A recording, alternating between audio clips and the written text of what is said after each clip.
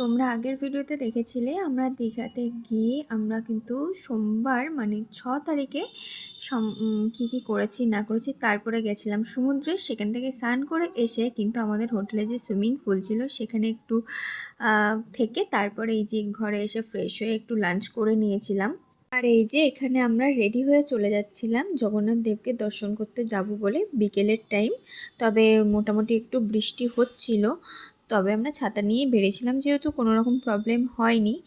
ওই যে সাথে যদি জগন্নাথ দেবের আশীর্বাদ থাকে আর যদি উনি ডাকেন তাহলে কোনো বাধাই কিন্তু থাকে না। তো আমরা এখানে জুতো খুলে চলে যাচ্ছিলাম দর্শন করতে। তো এই দেখো বলতে বলতে আমরা চলে এসেছিলাম, আর মেঘের অবস্থা খুব একটা ভালো ছিল না, অলরেডি বৃষ্টি অনেকটাই হয়ে গেছিলো। তবু ওই যে আমরা বাধা মানি না। বৃষ্টি হচ্ছে, বৃষ্টিতেও চলে এসছি, আমাদের কেউ আটকাতে পারবে না বৃষ্টির মধ্যেও। আর এখানে দেখো প্রকৃতির লাইটনিং। তারপরে আমরা জগন্নাথ দেবকে দর্শন করে কিছু মন্দিরের ছবি তুলে নিজেদের একটু ছবি তুলে বেরিয়ে পড়েছিলাম মন্দির থেকে। তারপর আমরা খেয়েছিলাম লঙ্কার চপ। সেখান থেকে সি বিচে চলে গেছিলাম, সেখানে একটু নিয়েছিলাম চিংড়ি মাছ ফ্রাই। সেখানে খেয়ে টুকটাক একটু ঘুরে ফিরে চলে এসেছিলাম কাবাব নিয়ে।